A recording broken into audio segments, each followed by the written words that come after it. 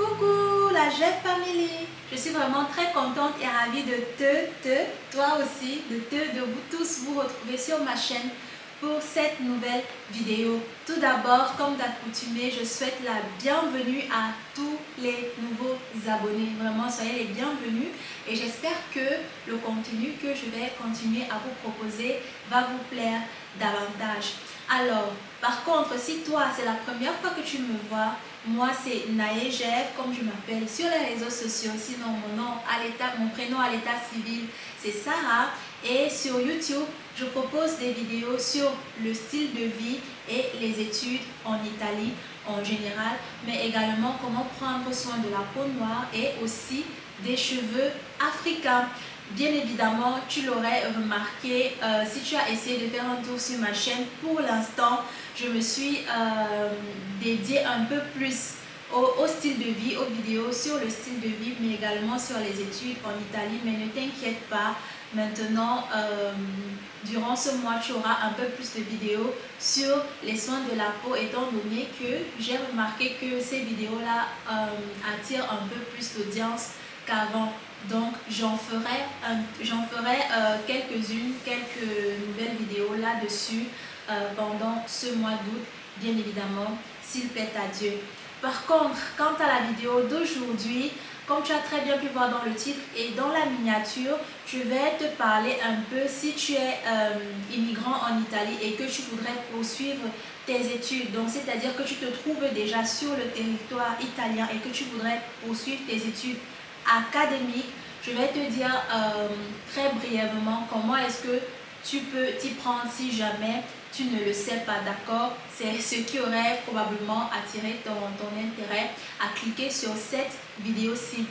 Mais avant ça, au départ, je vais d'abord finir de donner le reste des organismes qui donnent les bourses régionales, d'accord? Les bourses d'études universitaires régionales en Italie, étant donné que dans la toute dernière vidéo que j'ai faite, j'en ai donné, je crois, 9 ou 10 si je ne me trompe pas. Donc, je vais donner le reste dans cette vidéo. Donc, du coup, je t'invite à regarder cette vidéo jusqu'à la fin. Mais aussi, si c'est le type de contenu qui te plaît, je t'invite aussi à t'abonner sur ma chaîne. Si tu n'étais pas encore abonné, mais bien évidemment, tu peux aussi me suivre sur mes réseaux Instagram et Facebook. D'accord? Tous les liens sont dans la boîte de description. Par contre, mon Instagram se voit quelque part là sur la vidéo. Donc voilà, sans plus tarder, commençons tout de suite par le premier point de cette vidéo qui est la suite et la fin des organismes qui attribuent les bourses d'études universitaires ici en Italie. Je vais aussi profiter pour te dire à peu près les dates, quand est-ce que c'est possible de postuler pour obtenir une bourse d'études universitaires à travers ces organismes-là, pour ceux pour lesquels j'ai pu avoir les dates. Par contre, pour les autres, je t'inviterai tout simplement à aller sur le site officiel et à faire recherche un peu plus approfondie, ou alors à aller le plus souvent que possible, de façon à ce que quand ce sera publié, tu le saurais tout de suite. Alors, la première région que je citerai aujourd'hui, c'est la région de l'Abruzzo. L'organisme, c'est divisé en trois, en considérant les trois communes où se trouvent les universités en fait dans l'Abruzzo. C'est comme ça que j'ai essayé d'analyser par rapport aux informations que j'ai retrouvées. Donc, mais en général, l'organisme s'appelle ADSU. Donc du coup, tu trouves ADSU Chieti, ADSU Teramo et ADSU Aquila. D'accord? Donc ça, c'est pour les régions de l'Abruzzo. Du coup, si ton université se trouve à Teramo, l'organisme vers lequel tu devrais te diriger dans tes recherches sur Internet, c'est ADSU Teramo. D'accord? Si par contre, ton université se trouve à Chieti, tu devrais par contre te diriger vers ADSU Chieti, ainsi de suite. D'accord? Donc c'est comme ça que ça se passe dans la région de l'Abruzzo. Et là par contre, je n'ai pas pu trouver plus ou moins quand est-ce que les bourses, quand est-ce qu'il est possible de postuler pour obtenir, pour faire, pour demander une bourse en fait universitaire. Donc je t'invite à aller directement sur le site, ou aussi tu peux aussi te rapprocher de l'université ton université pour savoir plus ou moins quand est-ce que c'est disponible. Ensuite, la prochaine région, c'est la région du Molise, et là-bas, l'organisme qui s'occupe de bourses régionales universitaires, c'est ESU Molise. Par contre, là-bas, la période à laquelle j'ai pu trouver où tu peux postuler pour obtenir la bourse dans la région de Molise, c'est entre novembre et décembre. Donc, à partir de novembre, je t'invite à commencer à regarder si ton université se trouve dans une des communes de la région du Molise. D'accord? Donc, voilà. Ensuite, la prochaine région, la région de la Campagne, et là-bas, l'organisme qui s'occupe des bourses régionales universitaires s'appelle ADISURC. Alors, le C c'est mis pour campagne, donc ça s'appelle ADISUR campagne. Ok. Par contre, là, je n'ai pas pu trouver de période, donc je t'invite, comme pour la bourse, soit à te rapprocher des universités ou alors à faire une recherche plus approfondie que celle que j'ai faite sur le site, voilà, sur le site officiel en fait de cet organisme-là. Ensuite, pour la région de la Puglia, l'organisme qui s'occupe des bourses régionales, universitaires là-bas s'appelle ADSU Puglia. Par contre, là-bas, j'ai pu trouver la période à laquelle c'est possible de faire une demande de bourse d'études universitaires. Il y a deux périodes pour deux catégories. La première catégorie, en fait, concerne les étudiants qui vont faire licence, d'accord, que ce soit licence de 3 ans, licence de 2 ans ou alors licence à cycle unique, c'est-à-dire licence de 5 ans. D'accord, pour eux, la période pour commencer à demander votre bourse d'études, en fait, c'est à partir d'août de ce mois jusqu'en septembre. D'accord, donc la date limite, l'année passée, c'était le 1er septembre. Donc, vous avez un mois en général pour faire votre demande de bourse. Par contre, pour la région de la Puglia, la deuxième catégorie concerne les étudiants qui sont inscrits à des écoles de spécialisation ou encore qui sont inscrits au doctorat et recherche. D'accord. Pour cela, par contre, la période de demander les bourses, c'est à partir d'octobre jusqu'à novembre. Par contre, licence, c'est août, septembre et les autres octobre, novembre. D'accord. Ensuite, la région de la Basilicata, là-bas, l'institution qui s'occupe des bourses d'études universitaires s'appelle ADISU Basilicata. Et la période de demande de bourse là-bas, c'est entre août et octobre, si je ne me trompe pas. Oui, c'est bien ça. Donc, à partir de ce mois-là, si ton université se trouve en Basilicata, il faut déjà commencer à regarder. Bien évidemment, si tu es déjà inscrite, d'accord, les bourses d'études universitaires régionales sont accordées. L'un des critères pour pouvoir obtenir ta bourse d'études universitaires régionales, c'est que tu sois inscrite. Et j'en ai parlé plus en profondeur sur la vidéo dédicacée spécialement à la bourse d'études en Italie. Donc, si tu n'as pas encore regardé cette vidéo, ce ne sera pas facile pour toi, d'accord, de comprendre de quoi il s'agit, ok. D'ailleurs, j'ai abordé le sujet dans 2 vidéos bien approfondies. Donc, la première vidéo, c'est la bourse d'études en Italie. La deuxième vidéo, c'est où et comment obtenir une bourse d'études en Italie. Donc, ces 2 vidéos-là sont à regarder. Comme ça, tu sais à quoi t'en tenir en ce qui concerne ce dont on parle, ce dont je suis en train de parler dans cette vidéo, c'est-à-dire la bourse d'études régionales universitaires. Par contre, pour la région de la Calabria, là, j'ai pas trouvé le site officiel de l'organisme. Si jamais il y en a un organisme comme dans les autres régions qui s'occupe des bourses d'études universitaires régionales, mais je me suis rendu compte qu'en fait sur le site de l'université de la Calabria, là-bas, ils donnent les informations comment et quand est-ce que tu pourras demander ta bourse d'études. Donc, je t'invite à aller sur le site Università della Calabria et là-bas, pour être même plus rapide sur ton moteur de recherche, tu tapes Borsa di Studio Università della Calabria. Directement, ça va te faire voir en fait le site officiel et tu cliques là et ça va t'ouvrir directement la page qui est dédicacée spécialement à ce sujet-là. Par contre, pour la Sicilia, ça fonctionne comme in Abruzzo, d'accord? Donc, l'organisme s'est divisé en fait en communes de la Sicilie où se trouvent les universités. Donc ERSU en fait c'est le nom en général de l'organisme qui s'occupe de ça dans la région de la Sicilie. Maintenant c'est divisé par les communes où se trouvent les universités. Donc, tu as ERSU Messina par exemple, ERSU Palermo, ERSU une autre commune où se trouve l'université là-bas dans la région de la Sicile. Insomma, sur l'île de la Sicile, parce que c'est une île. Ok.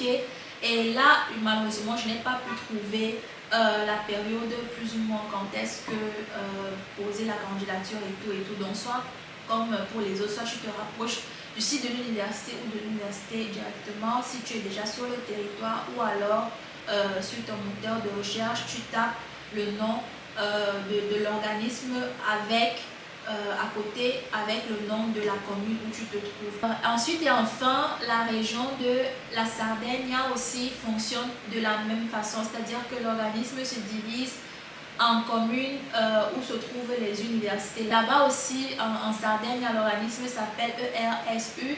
Donc, tu auras par exemple ERSU Cagliari. Si je ne me trompe pas, c'est bien une commune de la Sardaigne. Je crois qu'il y a une université là-bas, Cagliari.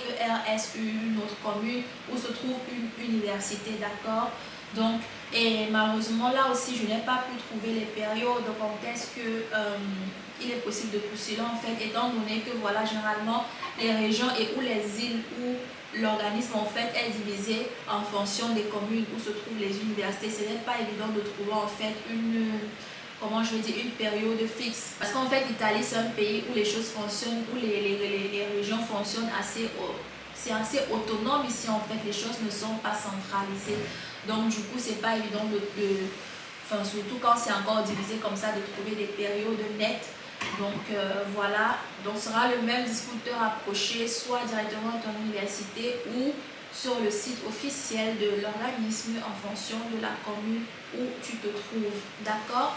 Voilà, par contre, maintenant on va aborder le deuxième sujet de cette vidéo qui concerne ceux qui sont déjà ici en Italie, sur le territoire italien et qui voudraient bien poursuivre leurs études académiques. J'insiste sur les études académiques parce que c'est là que je me connais, donc moi je préfère souvent éviter de parler des choses que je ne connais pas, en tout cas dont je n'ai pas quand même une certaine connaissance du peu qu'elles puissent être, parce que voilà, ça risque de m'embrouiller et je préfère parler de quelque chose que je connais pour ne pas raconter aussi des histoires et m'emmêler les pattes, d'accord?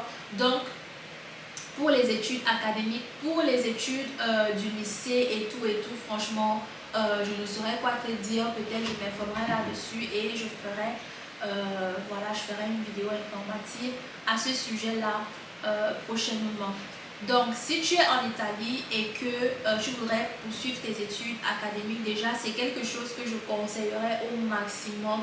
D'accord, si c'est possible. Pourquoi? Parce que généralement ça ne coûte pas très cher, et surtout parce que tu as la possibilité, comme tu t'es probablement rendu compte, tu as la possibilité de pouvoir demander une bourse.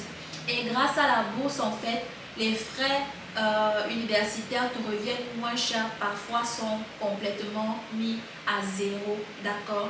Donc si tu es régulièrement résident sur le territoire italien, c'est très simple en fait. Il te suffit d'avoir ton diplôme de fin d'études secondaires, c'est-à-dire ton baccalauréat. Il te suffit de l'avoir traduit en italien et d'avoir fait une équivalence de valeur, ok? Donc, une fois que tu as ton diplôme de ton baccalauréat traduit en italien et avec son équivalence de valeur, tu vas tout simplement dans l'université où tu aimerais continuer tes études. Bien évidemment, tu choisis une filière qui t'intéresse, une filière où tu vois quand même une possibilité de travail, ou alors tout simplement une filière qui t'intéresse vraiment, qui attire ton intérêt, où tu vois que tu peux exceller en fait, parce que c'est ça le but. En tout cas, dans cette vidéo, je vais me limiter à ça. Peut-être dans d'autres vidéos que je voudrais faire où j'aborde un peu le sujet de l'immigration en général en Italie. Là, j'entrerai un peu dans d'autres sentiers en fait, dans d'autres possibilités. Pourquoi est-ce que ce serait bien de t'inscrire à l'école en général et ou à l'université en particulier, ok? Mais pour l'instant, disons que tu choisis une filière qui te porte, ok? Voilà, qui t'intéresse, d'accord? Et donc, quand tu as les idées fixes, tu te rends à cette université-là. À cette université-là, tu cherches le bureau Ufficio per Studenti Stranieri. Toutes les universités ici en Italie ont ce bureau-là. Parce que c'est là-bas que ceux qui ne sont pas européens, en fait, tous les étudiants extra-communautaires, c'est-à-dire pas seulement les Africains, les Indiens, les Asiatiques, etc. Bref, tous ceux qui ne font pas partir de la zone Schengen, tout cela vont faire leur inscription à l'Ufficio per Studenti Stranieri, d'accord? C'est là-bas que tu dois te rendre pour faire toutes tes procédures d'inscription. Quand tu vas là-bas, bien évidemment, je parle bien pour ceux qui sont régulièrement résidents, c'est-à-dire que tu as tes documents déjà en Italie, ok?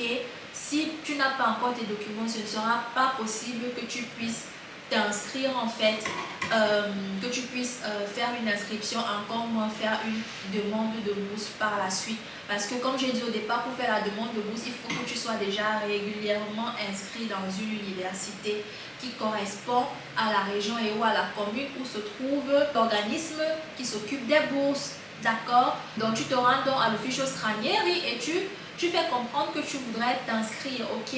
Et au préalable, quand tu feras tes recherches sur l'université où tu voudras aller et tout, vérifie bien les dates d'inscription parce que tu peux pas aller, par exemple, si tu veux commencer pour l'année académique 2022-2023, je crois que là, toutes les inscriptions sont fermées, en fait, si je ne me trompe pas.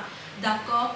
Donc, ce sont des recherches que tu fais bien à l'avance. Ok? Donc, si c'est pour cette année, je pense que voilà. Il faut commencer par contre à rechercher pour l'année académique 2023-2024. Donc, pour l'année académique prochaine, je commence à faire tes recherches maintenant.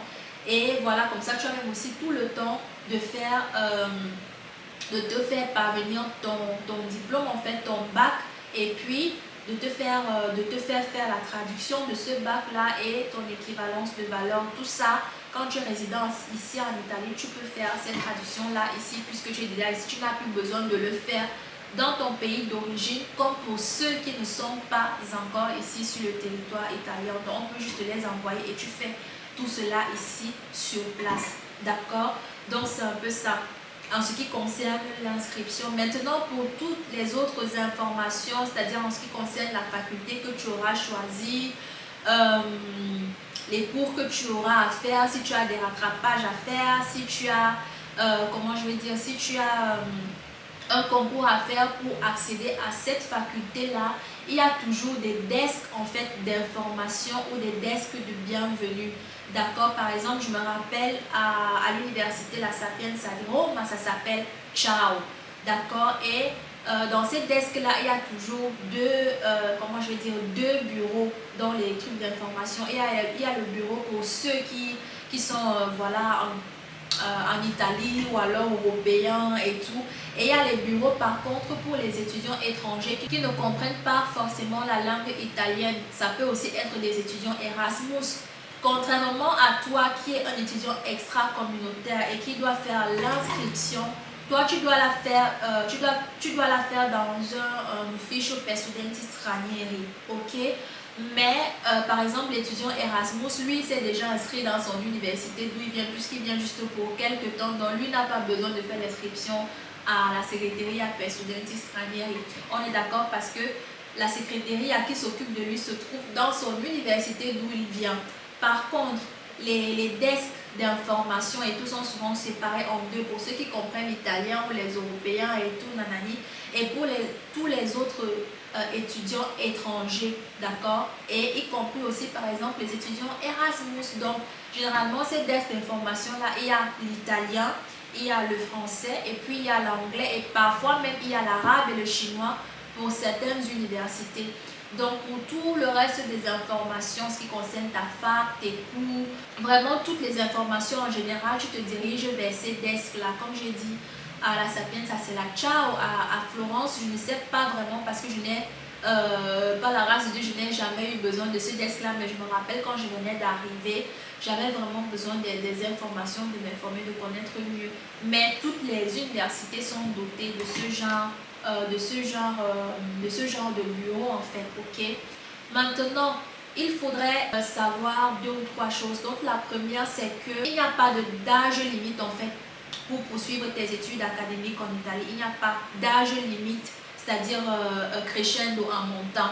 Par contre, il y a l'âge minimum, d'accord, pour pouvoir inscrire à l'université en Italie. L'âge minimum, c'est 19 ans parce que selon leur cursus scolaire du secondaire, généralement les enfants, les enfants ils finissent le secondaire ici à 19 ans. Donc l'âge minimum ici c'est 19 ans. Par contre, mais si tu réussis à prouver à suffisance que tu as fini vraiment tes études à moins de 19 ans, ok, certaines universités vont t'accepter, d'autres non. Parce que moi j'ai eu ce problème là. Quand je venais d'arriver, je n'étais pas allée directement à la Sapienza. À la base, je voulais étudier en fait à l'université di Roma Tre. Et je crois j'avais 17 ans et demi, quelque chose comme ça. En tout cas, j'avais pas encore 18 ans computer, non? Donc du coup, j'étais allée là-bas et on m'avait dit carrément que j'étais trop jeune pour m'inscrire à l'université. Par contre, ensuite, j'étais allée à Torre Vergata et à Torre Vergata, on m'avait fait passer un concours et on m'avait mis sur une liste d'attente. Alors qu'à la Sapienza, eux, ils m'avaient pris directement. Donc c'est pour te dire que ça dépend en fait des universités. Si tu réussis à prouver que effectivement, selon tes documents et tes diplômes, tu as fini tes études avant 19 ans. Mais sinon, l'âge minimum requis pour t'inscrire à l'université sans problème ici en Italie, c'est 19 ans. Mais maintenant, en montant, il n'y a pas d'âge limite en fait. Tu peux fréquenter même si tu as 40 ans, même si tu as 45 ans. D'accord, ça ne dérange pas.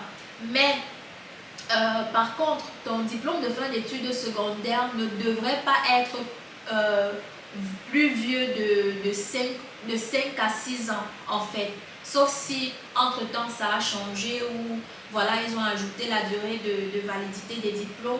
Mais à mes dernières nouvelles en fait, la validité acceptable en fait de ton bac c'est maximum 6 ans, sinon même 5 ans. Donc il faudra aussi te rassurer de cela. Par contre, si tu voudrais t'inscrire à un cursus en fait qui n'est pas en italien ou alors qui est partiellement italien, partiellement anglais et que ben voilà, entre temps tu as eu à avoir en fait une certification du niveau de langue, parce qu'il faut savoir que même si tu vis ici en Italie et que tu décides de faire un cursus où la langue est différente de l'italien ou alors partiellement italien et une autre langue qui est généralement l'anglais, il faut quand même avoir, il te faudrait quand même avoir un certificat du niveau de langue en fait, ok? Donc si entre temps tu as eu ça, il ne doit pas être plus vieux de 2 ans en fait, la validité de ces certificats de niveau de langue là c'est 2 ans. Pour les certifications numériques, ça dit s'il te faut une certification numérique, voilà, pour ton cursus, il ne faut pas qu'il soit plus vieux de 3 ans, d'accord? Donc pour les langues, c'est maximum 2 ans de validité pour tes certifications de niveau de langue, et pour tes certifications numériques, c'est maximum 3 ans, ok? Maintenant, si par contre tu vis en Italie et que tu es régulièrement résident en Italie, c'est-à-dire que tu as tes documents et tout, et que mais l'italien ce n'est pas trop ça, c'est-à-dire que tu ne, voilà, tu ne penses pas que tu as assez le niveau en fait pour t'inscrire, mais tu veux bien continuer tes études, c'est simple, tu vas juste t'inscrire en fait pour faire des cours de langue à la commune. Il suffit d'aller à la commune et tu te renseignes sur les cours de langue. Si tu peux avoir des cours de langue, en fait il y en a qui sont payants, il y en a qui sont gratuits. En tout cas à la commune, on te donnera des informations en ce qui concerne les cours de langue que tu peux suivre en fait et comment tu peux faire pour t'inscrire. Et généralement ça te donne un bon niveau avec lequel tu peux partir t'inscrire en fait à l'université pour suivre bien tes cours et bien faire tes examens en fait, ok? Et ça c'est pour l'italien. Par contre, si ton cursus est en anglais, là généralement bah, ce sera des écoles payantes, d'accord? Franchement c'est ça en fait. Je ne sais pas si la commune est dans ce qui concerne les autres langues en fait. Je ne sais pas, j'en suis pas si sûre, mais par contre pour l'italien, Oui, mais sache qu'une fois que tu es inscrite en fait à l'université, si ton cursus est complètement en italien, déjà ce serait bien aussi pour toi, pour ton intégration et tout. Maintenant, pour tes visées futures en fait, étant inscrit à l'université, tu peux choisir aussi de faire des cours en fait, des cours d'autres langues, puisque généralement les universités, il y a les facultés de lettres. D'accord? Tu peux te renseigner dans la faculté de lettres. Quels sont les cours de langue qu'il y a, les cours de langue qui t'intéressent? Tu peux faire l'anglais, tu peux faire l'espagnol, tu peux faire le chinois, tu peux faire le russe, tu peux faire l'arabe. D'accord? Parce que toi, tu vises autre chose. Par exemple, aller ailleurs après avoir fini tes études ou entre-temps. Mais comme j'ai dit, je vais entrer plus dans ces détails-là quand je vais te parler de l'immigration en général et tout et tout. Ok? Mais voilà, ça peut être une astuce pour toi de t'inscrire à l'université et d'apprendre d'autres langues pendant que tu es inscrite à l'université, parce que ce ne sera pas payant en plus que ce que tu aurais déjà payé quand tu t'es inscrite et qui pourrait être remboursé si jamais tu postules pour une bourse d'études. Ok? Quant à la traduction de ton baccalauréat et de ton diplôme de fin d'études secondaires, une fois que tu te l'es fait envoyer, si bien évidemment tu peux aussi te faire traduire ça dans ton pays d'origine, hein, si tu préfères.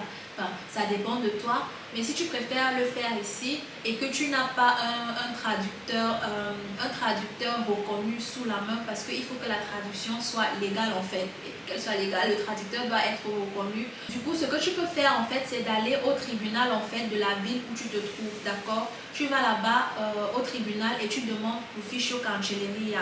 Quand tu es à l'ufficio cancelleria, tu demandes la liste en fait des traducteurs, elenco dei traduttori asseverati, et là-bas tu choisis, voilà, tu choisis un de ces traducteurs là et tu leur remets le document que tu as à traduire en fait, et lui il va faire tout le reste, il va te dire combien ça coûte et il va faire toute la traduction légalisée, timbrée et tout par le tribunal, et puis tu vas récupérer ça et tu auras ta traduction. Par contre, la déclaration de valeur, maintenant, ça peut se faire aussi sur Chimea, si je ne me trompe pas. Et là-bas, tu peux, sur le site, tu peux faire ta déclaration de valeur tranquillement. Et avec ça, tu peux faire ton inscription. Ok? Voilà la famille. Du coup, ce sera tout pour cette vidéo. Surtout, n'hésite pas à t'abonner sur ma chaîne pour plus de contenu comme celui-ci. Et comme je t'ai anticipé, la prochaine vidéo arrive très bientôt après celle-ci, et voilà, on parlera de l'immigration estudiantine et l'immigration en général ici en Italie, et j'entrerai un peu plus voilà, dans d'autres sentiers en fait d'acteurs de ce que j'ai brièvement abordé dans cette vidéo, juste pour te donner un peu les idées claires sur voilà, comment est-ce que tu peux t'y prendre si tu veux poursuivre tes études académiques ici en Italie. Ok, voilà, du coup ce sera définitivement tout pour cette vidéo. Je te fais des grands coucous, je fais des grands coucous à tous ceux que tu aimes, mais surtout, comme j'ai l'habitude de vous dire, fais attention à toi. Ok, allez, ciao ciao la famille, bye, à très bientôt, bye bye.